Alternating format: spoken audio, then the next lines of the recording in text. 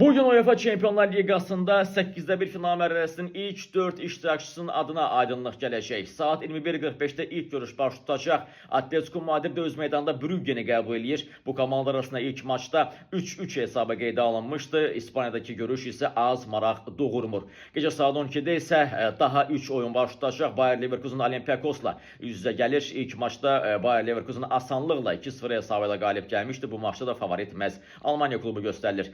Maraq doğuran görüşlərdən biri Inter Bodo/Glimt arasında oynanılacaq. İlk maçda Norveçdə Bodo/Glimt gözlənilmədən Interi 3-1 hesabıyla məğlub etmişdi. Bu maçda Interin qələbə qazanacağını gözdən keçlər kifayət qədərdir. Nəhayət son maç isə Newcastle Qarabağ arasında oynanılacaq. İlk maçda Newcastle Qarabağımızı çox təəssüf ki 6-1 hesabıyla məğlub etmişdi. Artıq Newcastle növbəti mərhələdə biz görə bilərik. Qarabağa uğurlar arzu eləyək. Bu anları sadəcə yaşayaq, Qarabağa dəstək olaq. Çünki bir də UEFA Çempionlar Liqasında hansı komandamız mübarizə aparacaq və bu nə vaxt olacaq, bunu da bilmirik. Sadəcə anlardan zövq alaq. Bütün komandalara uğurlar.